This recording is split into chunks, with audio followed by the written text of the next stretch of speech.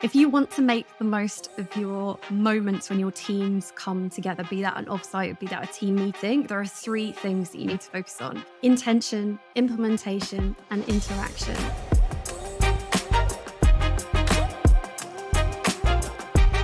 Today on Strategy Shorts, I'm joined by the wonderful Chloe Temple. We've been in touch for a few weeks now, discussing everything from workshopping to how to grow your business and how to run the ultimate offsite for businesses. And I know that's something that's a particular passion point for her.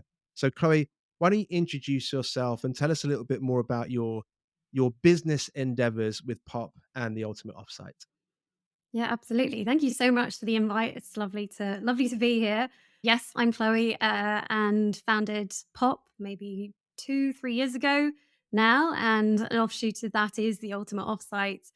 My background is retail and FMCG, and really shifted into coaching, I suppose. I would run leadership development group programs for leaders, helping them really understand themselves deeply. And through that, I kept getting asked by clients to come and help them with their offsites. And of course, I said yes, and realized that actually no one teaches leaders how to do that. No, as a manager, you're expected to just jump in, and as soon as you've got a team of a certain size, to know how to bring them all together, and saw that as a gap in the market. And so, yes, started the ultimate offsite to help leaders really make the most of those moments when they're bringing their teams together, because they're even more important than they ever have been before, especially with the new normal, or the next normal, in terms of what's happened from a ways of working perspective. So yeah, it's a really exciting time at Pop. So you're a few years down the road ahead of me in terms of growing your own operation and moving into that facilitation space, that team building space. And I noticed on LinkedIn the other day you were talking about your network because in our world, in this environment, you're working alone a lot of the time, and your networking opportunities, you've got to find those. They don't really find you so much anymore. Like, nobody's creating those opportunities for you.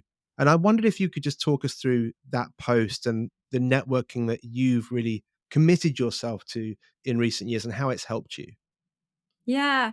It's you know what? Starting my own business, the challenges that I thought were gonna come up were gonna be the things that were the most difficult. I had been completely surprised by what I found most challenging. My biggest challenge when I first started was loneliness, genuinely. Going from being part of a team, leading a team, to being a solopreneur with, what has grown into a small team. I just felt so incredibly alone, and friends and family didn't quite understand what was going on. There's lots of mastermind groups you can join, but there's often really high price points attached to that. And yeah, it's questionable who you're going to be able to connect with. So uh, over time, I just made it a mission to really connect with other founders, essentially other people who were doing something similar to me, and create those opportunities. So I built my own mastermind group of amazing entrepreneurs who I'd met on platforms like Clubhouse, when Clubhouse, the 2 weeks that Clubhouse was popular for people, LinkedIn, even authors. The post that you mentioned, I've got a couple of amazing business owners who joined my mastermind group, whose books I read, and that's how I reached out to them afterwards and said, "Hey, you're doing some really cool things. Would you like to join?" And I guess the lesson that I take from that is about being resourceful. And that was the message that I was leaving with that post: is even if it doesn't exist, try and find a way to find it. So connecting with people like yourself is, I think, incredibly important for business owners, uh, because it can be lonely. Yeah, absolutely. And what you're talking about, actually, the putting yourself out there, trying to make that connection, it's what we've done in a slightly different way. Mm, Because it must have been a month ago, I reached out to you and said, "Hey, I'm really interested in what you've been doing to kind of grow your business." And you were kind enough to make some room in your diary to have a conversation. mm, And ultimately, it's though that kind of openness and that kind of open conversations, the groundwork for us then to reconnect and create this episode together. So I think it's a really important lesson for people that if you're not sure where to connect or how or what kind of groups to join, maybe think about like who you could invite just to an informal meeting, like a coffee one day in the week with a few people, just to kind of connect and throw some ideas around, and maybe out of that grows something a bit more substantial or something that has a bit more of a framework to it. But let's just start with a conversation, and put yourself out there. Now, I know that you've been thinking about our audience today and what you would like to share with them in terms of a framework or a tool they can mm. use and apply. So why don't you introduce what the tool is and what that approach is, but also who's the audience that you're trying to speak to today? Yeah, absolutely. I'll start with the audience in terms of in it's team leaders essentially. So that problem that I identified earlier that I've zoomed into with the ultimate offsite is building on this fact that no one teaches leaders how to do this, how to create really amazing moments and experiences when they bring their teams together. And Yet every team leader is expected to do it. Every team leader knows that they need to be bringing their team together. So if you're a team leader, if you manage people, then this is really for you. But it's also for if you're an aspiring leader who's in a team that is doing offsites or where their teams are coming together, and you want to really help out your boss, who I'm sure is stressed out and busy and is actually has in the back of their mind the fact that they've got that they know they have to organize that next one coming up, and they could do with a hand. Hopefully, these tips will be helpful for you as well. That's great. Now, before we dive into that framework, just for our audio listeners, if you're watching a video of this, you're going to see the images on the screen in just a moment. But if you've only got audio, we'll be linking this presentation in the show notes so you can make sure that you can grab those slides and use them later. Chloe, over to you. Yeah, amazing. So essentially, when you ask me, Dan, to share what's the simplest form that I can share in a bite-sized chunk to be able to help people, create the ultimate offsite. Really, the easiest way you can go about doing that is utilizing what I call the triple I formula. So three I's. The first I is intention. And that is really starting by getting clear what is your intention for the the team event that you're bringing. Why are you bringing the team together? What is the purpose of it? What are the objectives? What do you want to get out of it? What's the number one thing that you have in your mind that you want to get out? What is that intent? It's surprising how many leaders actually just are like, "Oh, well, I just have to do it because I have to, and, let's go for drinks." Actually, is the intent to connect, or what is that for you? So, the first I is around intent. The second is around interaction. I don't know whether you've had experience of sites where you've just sat and basically listened to presenter after presenter after presenter, and you're like, "Oh, this day is still going on." Actually being conscious around how do you build in the interaction? How are you going to uh, generate participation, engagement? How are you going to harness the talent within the team, the talent within the room? How are you going to generate that? But also, how are you going to do it in a way that you don't run massively off agenda or off time? Those skills is all around how do you be conscious in terms of harnessing that interaction, which is the second I. And then the final I, which, to be honest, this is the area that people struggle with most, is around the implementation. So you have brought your team together and you might have had a really great interaction, engagement. There's loads of ideas that have come up. What are you going to do after the event? How are you going to follow through on it? How are you going to implement it? Who is responsible for taking those actions? What's the next step that's happened?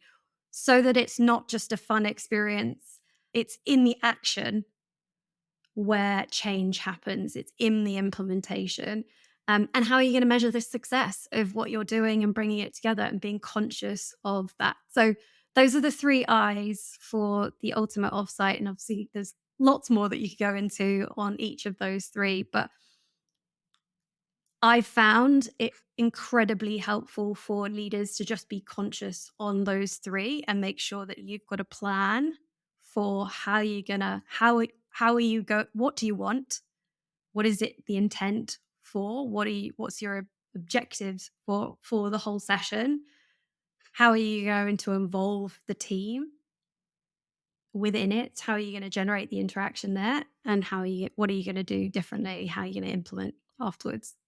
Yeah, I think what we've kind of got here is like a perfect foundation, right, for how people can cut through the complexity about how they're going to deliver an offsite or how even they're going to deliver things like team meetings. Like, I think this is Mm, something that could be applied in other spaces because when you start planning, you get into that kind of flow state and your mind is just sort of going and you're sort of moving off in all sorts of different directions.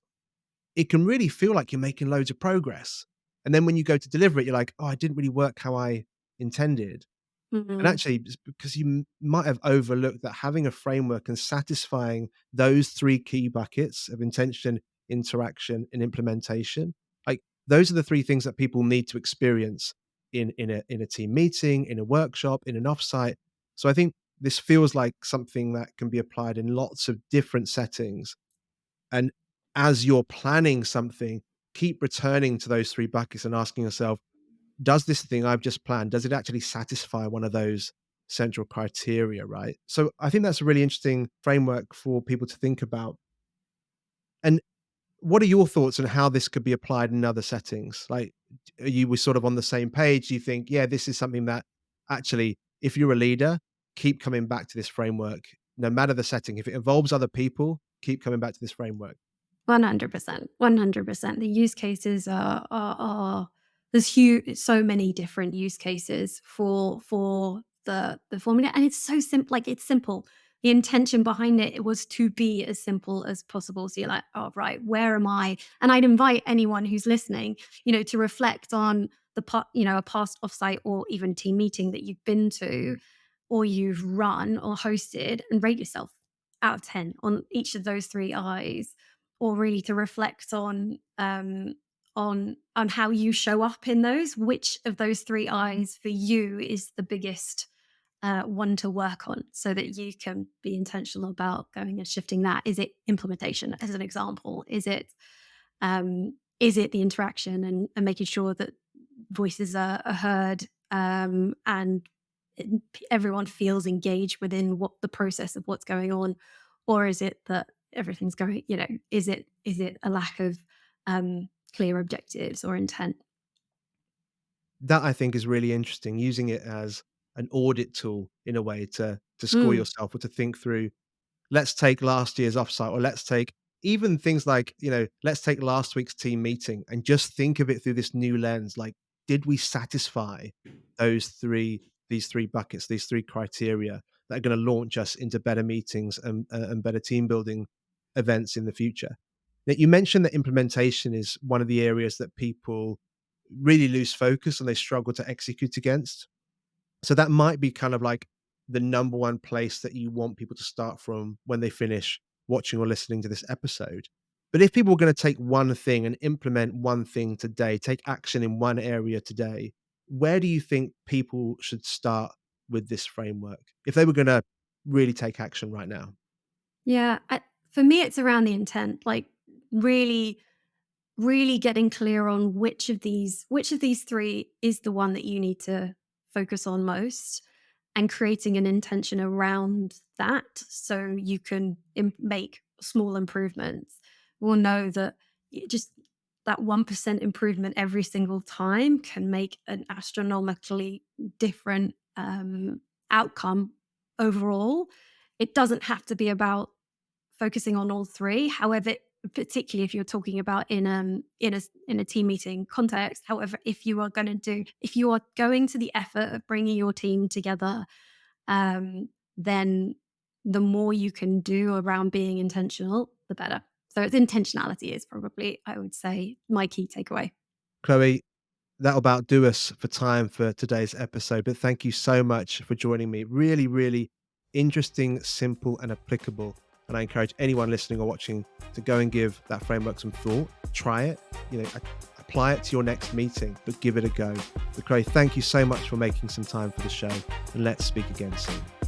You're so welcome. Thank you so much for having me.